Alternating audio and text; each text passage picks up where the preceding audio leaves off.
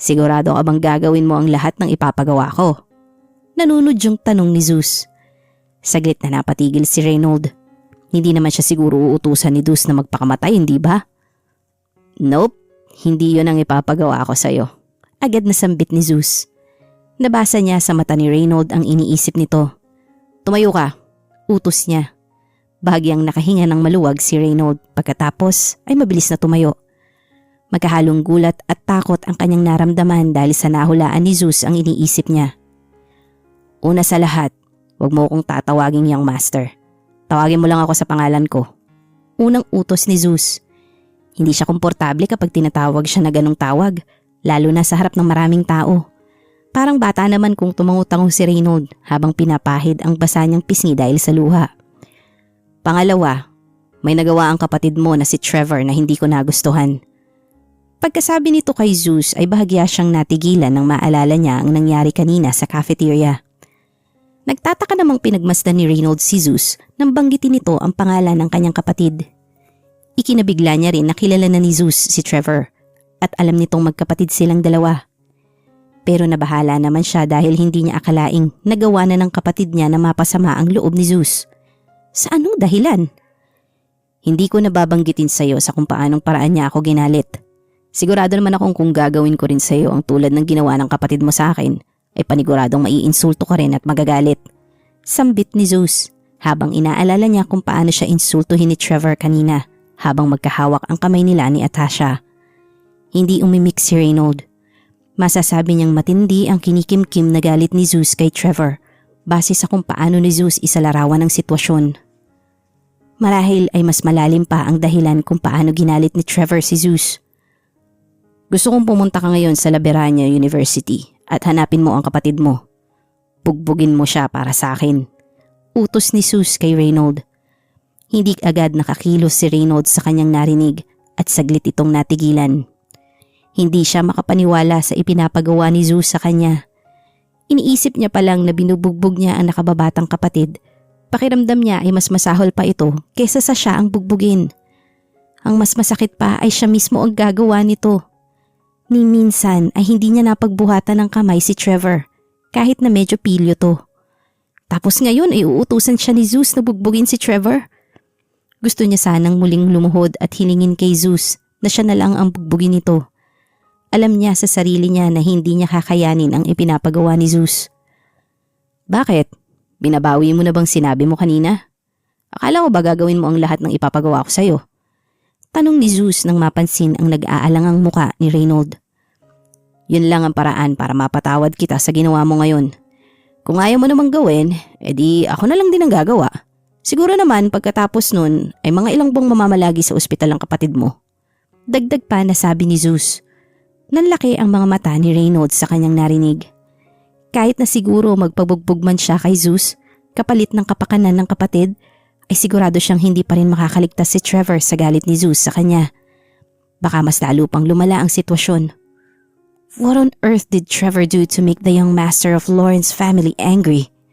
Tanong niya sa kanyang isip. Take the deal or leave it.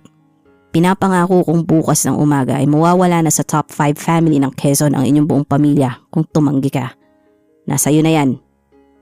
Buo na ang desisyon ni Zeus. Swerte na lamang ni Reynold dahil kung hindi agad dumating si Mr. Wesley ng mas maaga, ay paniguradong nabugbog niya ito kanina dahil sa naghalong galit niya kay Trevor at inis niya dito. Napamulagat si Reynold. Alam niyang hindi nagbibiro si Zeus. Hindi pa man siya gaano kapamilyar sa pamilya Lawrence. Base sa sinabi ng kanyang ama kanina patungkol sa kanila, ay hindi malabong magawa nga ito ni Zeus sa loob lamang ng isang araw.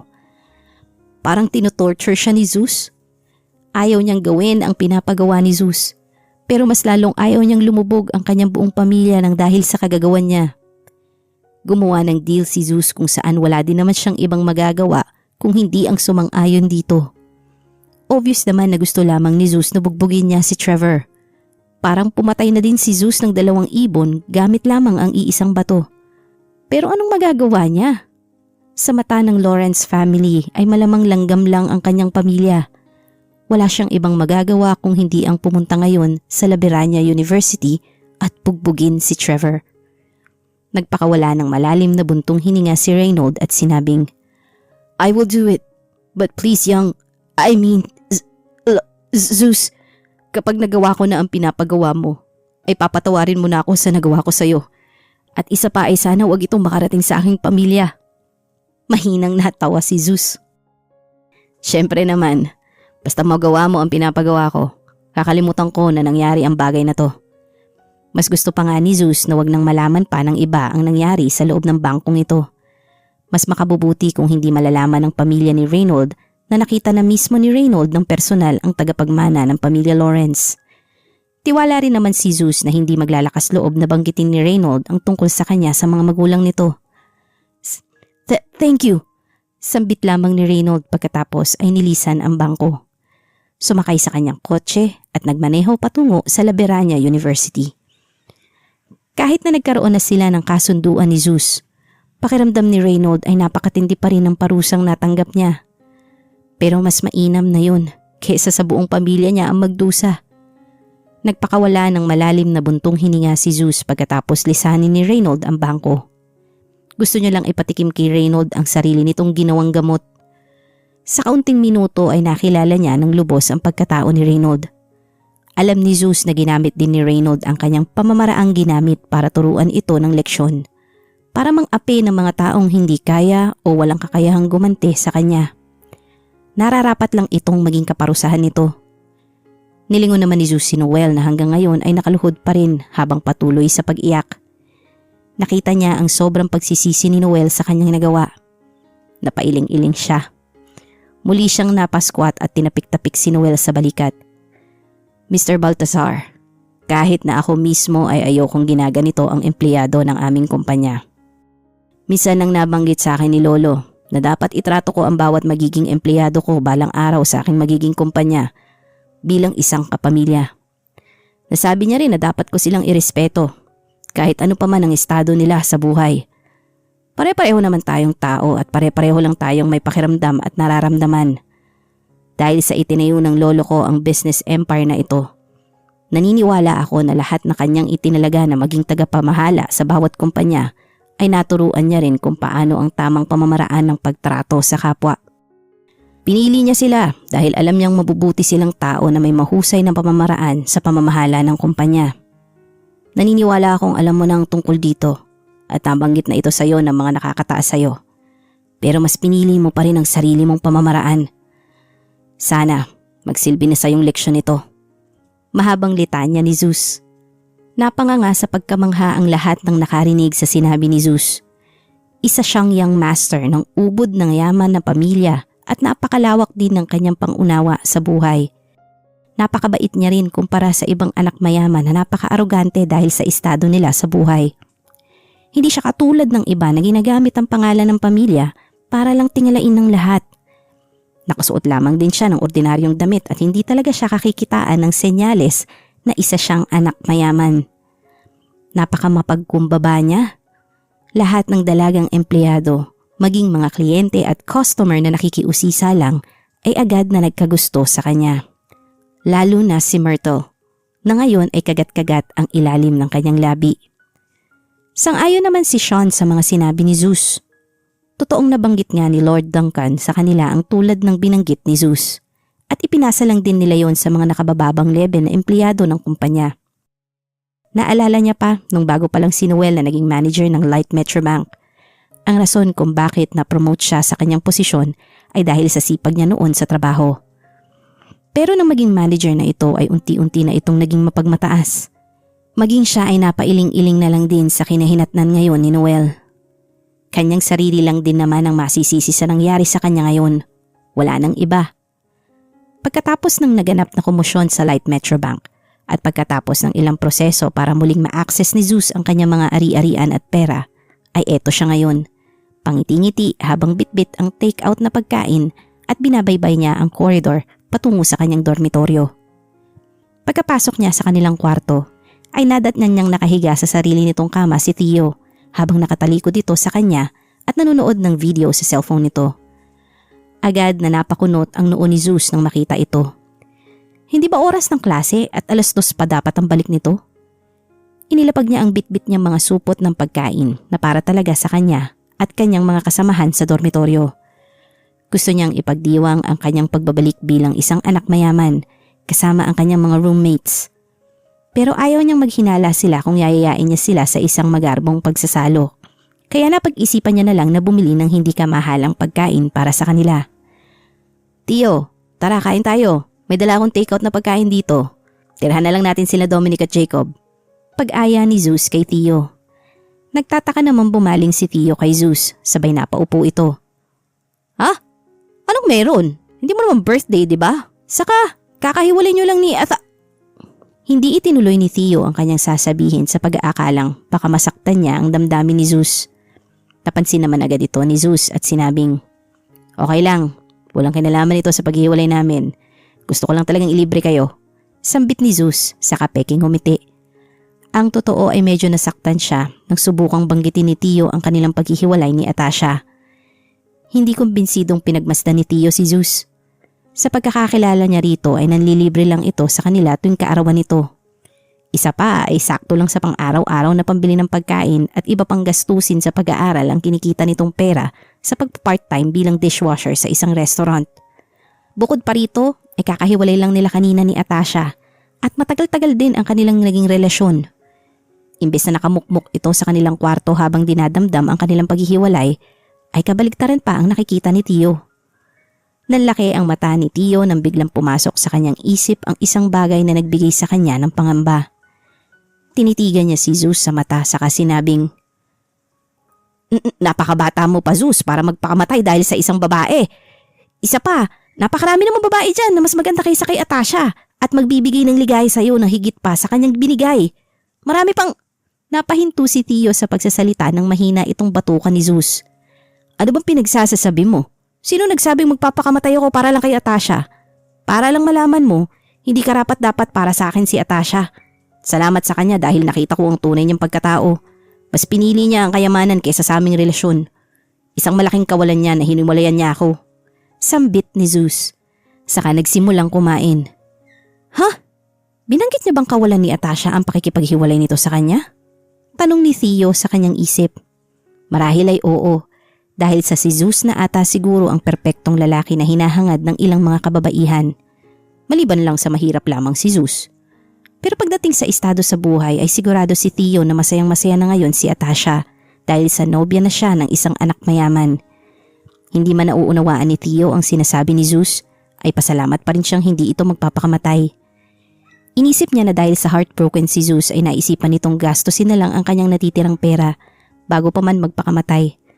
Ang panlilibre nito sa kanila ang paraan ni Zeus ng pamamaalam sa kanila.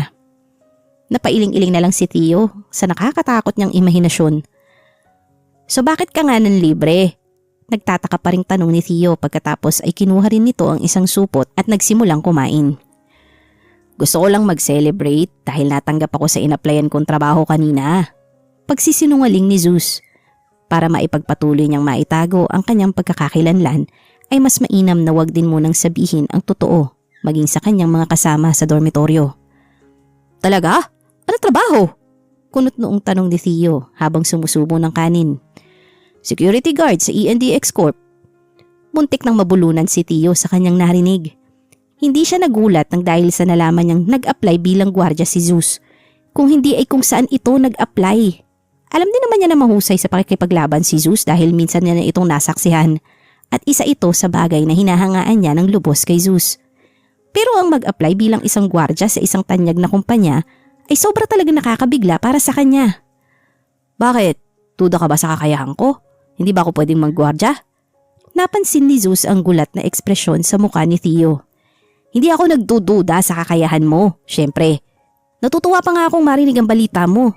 Namamangha lang ako dahil napakabilis mo matanggap sa trabaho. Lalo pat ENDX Corporation ang inapplyan mo. At wala ka namang sapat na training sa paggagwardya at walang mga nararapat na dokumento. I'm sure dinaan mo sa pagpapakitang gilas ang abilidad mo. Ano, tama ba? Natatawang wika ni Tio. Awkward na natawa na lang si Zeus. Tama si Tio.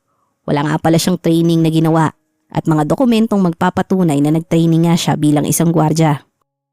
Tama ka. Nagkataong kanina habang bumibili ako sa supermarket ay may isang lalaki ang biglang hinarangan ng dalawang panglalaki at tinangka siya nitong hold upin.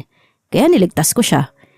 Isa pala siyang executive sa ENDX Corp at siya na rin ang nakatulong sa akin para makapag-apply ako at matanggap bilang isang gwardya sa kanilang kumpanya.